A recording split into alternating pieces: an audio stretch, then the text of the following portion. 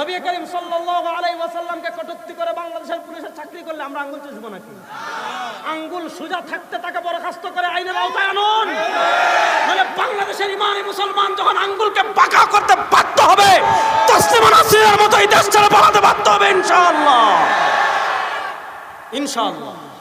সুতরাং আমাদের দাবি পরিষ্কার, আমাদের দাবি পরিষ্কার, কোনো কথাবার্তা নাই। রাসূলুল্লাহ সাল্লাল্লাহু আলাইহি ওয়াসাল্লামের ইজ্জতের প্রশ্নে আমরা আমাদের বাপ ত্যাগ করতে প্রস্তুত আছি ইনশাআল্লাহ। রাসূলুল্লাহ সাল্লাল্লাহু আলাইহি ওয়াসাল্লামের ইজ্জতের প্রশ্নে আমরা আমাদের পীর ছাড়তে প্রস্তুত আছি ইনশাআল্লাহ। রাসূলুল্লাহ সাল্লাল্লাহু আলাইহি ওয়াসাল্লামের ইজ্জতের প্রশ্নে আমরা আমাদের সন্তানদেরকে ত্যাগ করতে প্রস্তুত আছি ইনশাআল্লাহ। সুতরাং বাংলাদেশে শাহবাগীরা যেমন বাংলাদেশে প্রতিষ্ঠা করতে পারে নাই, শাহবাগীদের বিরুদ্ধে সারা দেশের তাওহীদি জনতা যেমন ভাবে ঐক্যবদ্ধ হয়েছিল শাপলা চত্বরে, ইনশাআল্লাহ যদি এই নাস্তিক কুলাঙ্গারকে আইনের আওতায় না আনা হয়, বাংলাদেশের তাওহীদি জনতা আল্লাহ নবীর ইজ্জতের হেফাজতের জন্য কাফনের কাপড় মাথায় নিয়ে ইনশাআল্লাহ রাজপথে নামার জন্য প্রস্তুত আছে ইনশাআল্লাহ। রক্ত দেওয়ার প্রয়োজন হলে রক্ত দেব, জীবন দেওয়ার প্রয়োজন হলে জীবন দিতে প্রস্তুত ইনশাআল্লাহ। যারা নবীকে গালি দিয়ে এগুলো জারত সন্তান, কোনো সন্দেহ যারা জারত সন্তান, ঠিক না বেঠি? সম্প্রতি দেখেছেন বাংলাদেশে আরেকটা বেরিয়েছে, তার বাপ হলো ভূমি খেকো। ভূমি খেকো বুঝছেন? মানে সারা দুনিয়ার অবৈধ জমি দখল করেছে, বন কেটে সাবাড় করে ফেলেছে। তার বাপ চুরের বাচ্চা, ডাকাত চুরের বাচ্চা, চুরির টাকা দিয়ে কম্পিউটার কিনেছে। কম্পিউটার কিনে কি লিখেছে জানেন? যে নবী করিম সাল্লাল্লাহু আলাইহি ওয়াসাল্লাম তার পালক ছেলের স্ত্রীর সৌন্দর্যে পড়ে তাকে প্ররোচনা দিয়ে তালাক দিয়ে নিজে বিয়ে করে ফেলেছে। নাউজুবিল্লাহটা বড় আসতে বলে, কলিজাটা ফেটে যাচ্ছে বুঝছেন? সে কি লিখেছে জানেন? আমার নবী নাকি অনেক মানুষ ভালো, তবে তিনি ওই যুগের যে রীতি ছিল সেগুলোর ঊর্ধ্বে উঠতে পারেন নাই। এরপরে আম্মাজান আয়েশা রাদিয়াল্লাহু তাআলা আনহাকে নবী করিম সাল্লাল্লাহু আলাইহি ওয়াসাল্লাম যে বিয়ে করেছেন ওটা নিয়ে কটূক্তি করেছে। নাউজুবিল্লাহটা বড় আসতে বললেন। তার বাপ ভূমিকে কম মুশাররফ দেশ ছেড়ে ভাগছে। আমাদের দেশে আমরা যারা পকেট মারে এদেরকে পিটাই, যারা জুতা চুরি করে এদেরকে পিটাই। ও নয়, হাজার কোটি টাকা চুরি করে এরা পালায়ে যায় কেমনে আমরা বুঝতে পারি না। তাহলে বোঝা গেল যে তোমার বুদ্ধ সরষের মধ্যেই ঢুকে গেছে। বোঝা গেল এই অবস্থার পরিবর্তন করতে পারে একটা জিনিস, এটার নাম ইসলাম। এটার নাম কি? এজন্যই নাস্তিকরা ইসলাম সহ্য করতে পারে না, কারণ ইসলাম আসলে একটারও হাত থাকবে না, সবগুলা চোর। ঠিক কিনা? ইসলাম বলে প্রস্তাব ফাঁস করে টাকা চুরি করবা, জমি দখল করে টাকা চুরি করবা, রাষ্ট্রের টাকা চুরি করবা। ইসলাম বলে কোনো কথা নাই, সাথে সাথে হাত কেটে ফেলে দাও। দেখেন একজন যত বড় জজ হোক, ব্যারিস্টার হোক, ইসলামের শাস্তিটা দেখেন, হাত কেটে ফেলে দাও। এখন একজন যত বড় টাই করুক, হাত বলছে যে 100টা ঘুষি মারো, আজকে মারছেন কালকে শেষ, ঠিক না? যে তারা থাপ্পড় মারো, আজকে মারছেন কালকে শেষ। কিন্তু হাত যদি কেটে ফেলে দেন, সে যত বড় পীর হোক, আর শায়েখ হোক, আর মৌলানা হোক, আর জজ হোক, আর ব্যারিস্টার হোক, মানুষ যখন দেখবে হাত কাটা বলবে এটা চোর। একদম মৃত্যু পর্যন্ত তার চুরের শিল লাগবে কি লাগবে না? এজন্য দেখেন যে সমাজে এই সৌদি আরবে এই আইন আছে, আফগানিস্তানে এই আইন আছে, চুরি নেই। আমি যেটা বলছিলাম, এই চুরের পুত্র, চুরের বাচ্চা, বাপ 100 কত বিঘা সরকারি জমি চুরি করেছে।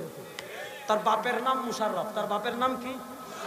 ছেলের নাম মাশরুফ, ছেলের নাম কি? দেখেন এই জঘন্য খবিস কি লিখেছে, আমি আপনাদেরকে পড়ে শুনে, মানে আপনারা সহ্য করতে পারবেন না, মানে আমি আপনাদেরকে কি বলবো। সে লিখেছে, মুসলিমদের মহানবী হযরত মুহাম্মদ সাল্লাল্লাহু আলাইহি ওয়াসাল্লাম সম্পর্কে আমার ক্ষুদ্র জ্ঞানে মনে হয়েছে মানব সমাজে তার অবদান অনস্বীকার্য। তবে একজন নিধর্মী হিসাবে আমার মনে হয়েছে যে অসাধারণ ধীশক্তি এবং মহত্বের অধিকারী হওয়া সত্ত্বেও তার সময়ের সীমাবদ্ধতাকে তিনি পুরোপুরি উপেক্ষা করতে পারেননি। বাল্যবিবাহ, একের পর এক বিবাহ, নিজের পালক পুত্রের প্রতি আকর্ষণ এবং সেটাকে কোরআনের আয়াত দিয়ে জায়েজ করা কাজ ইত্যাদি। শরীরে রক্ত গরম হয়নি? যদি রক্ত গরম না হয় বুঝবেন আপনি মুমিন না, আপনি মুনাফিক। যদি রাসূলুল্লাহ সাল্লাল্লাহু আলাইহি ওয়াসাল্লামের শানে এমন জঘন্য কটূক্তি করে আপনার শরীরে আগুন না লাগে বুঝবেন আপনি মুসলমান না, আপনি মুনাফিক। আমার দেশের এটা সাধারণ কেউ না, এটা হলো পুলিশের এসপি। আমাদের ট্যাক্সের টাকায় বেতন পেয়ে, আমাদের ট্যাক্সের টাকায় বেতন পেয়ে ব্লগে আমাদের নবীকে কটূক্তি করবে, বাংলাদেশের মুসলমানরা সহ্য করবে না, বাংলাদেশের মুসলমানরা মেনে নিতে পারে না। আমরা আমার নবীর ইজ্জতের জন্য না, আমার নবীর একটা চুল নিয়ে যদি কেউ কটূক্তি করে, আমার নবীর একটা চুল মুবারকের ইজ্জতের হেফাজতের জন্য লক্ষ লক্ষ মুসলমান জীবন দেওয়ার জন্য প্রস্তুত।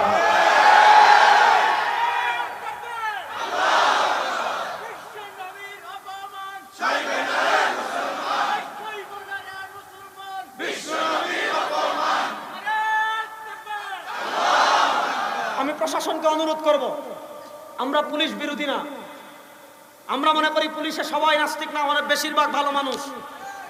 আমি আপনাদেরকে যেটা বলতে চাচ্ছি, বেশিরভাগ মুসলমান।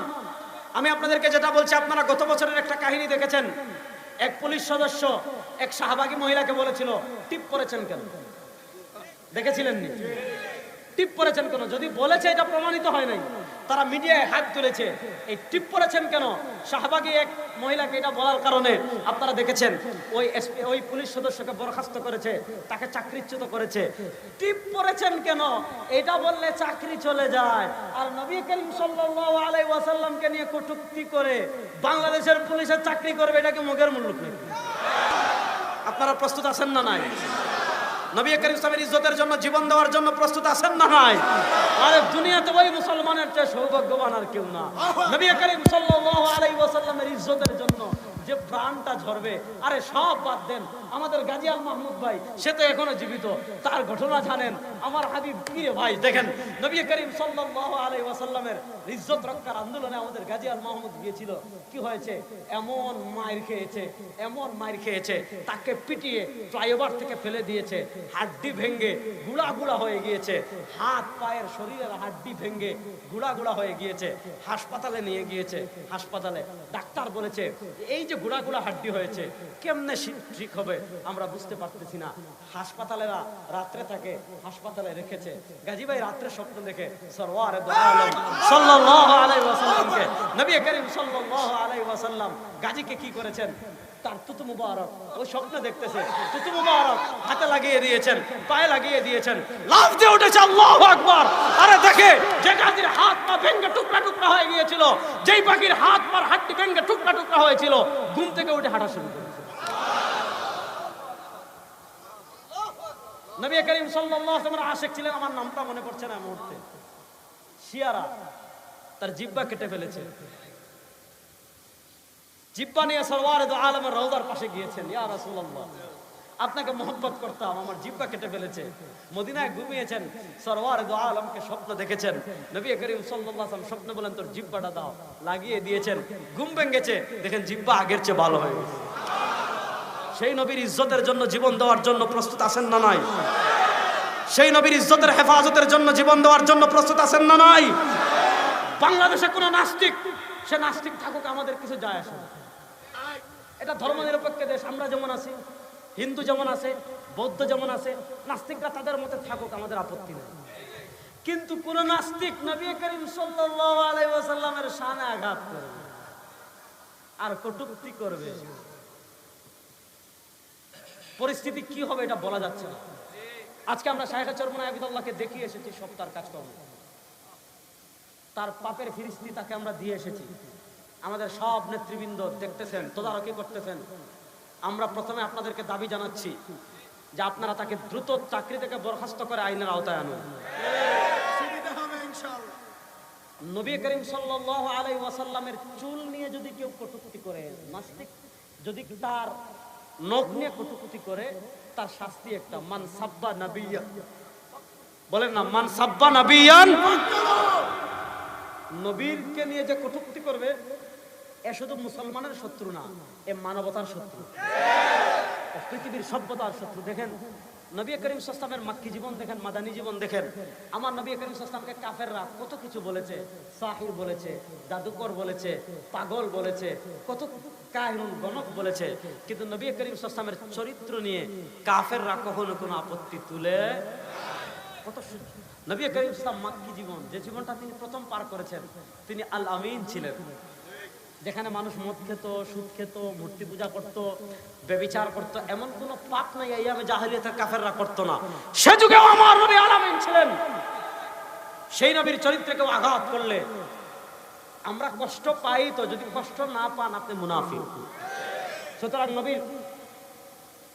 সুতরাং নবী করিম সাল্লাল্লাহু আলাইহি ওয়াসাল্লামের ইজ্জত রক্ষার আন্দোলনের জন্য আমাদের আবার রাজপথে নামার সময় চলে আসছে ইনশাআল্লাহ। নারায়ণগঞ্জের মুসলমান প্রস্তুত আছেন না নাই? আমাদের পরিচয়, আমরা মুহাম্মদের সেনা, আমরা সবাই রাসূল সেনা। আর আসতে বলেন নারায়ে তাকবীর। আমরা সবাই রাসূল সেনা। আরে দুই হাত তুলে বলেন আমরা সবাই রাসূল সেনা, আমরা সবাই রাসূল সেনা। তোমার নেতা আমার নেতা, তোমার নেতা আমার নেতা, আমার নবীর অপমান সইবে না রে মুসলমান। নারায়ে তাকবীর। আল্লাহ রাব্বুল ইজ্জত ওয়াল জালাল নবী করিম ইসলামের ইশক ও মুহাব্বত হৃদয় ধারণ করে আমাদের সবাইকে কবরে যাওয়ার তৌফিক দান করেন। আল্লাহ নবী করিম ইসলামের সুপারিশ আমাদের সবাইকে লাভ করেন। আল্লাহ নবীর হাতে আমাদের সবাইকে হাউজে কাউসারের পানি পান করানোর তৌফিক দান করেন। আমিন।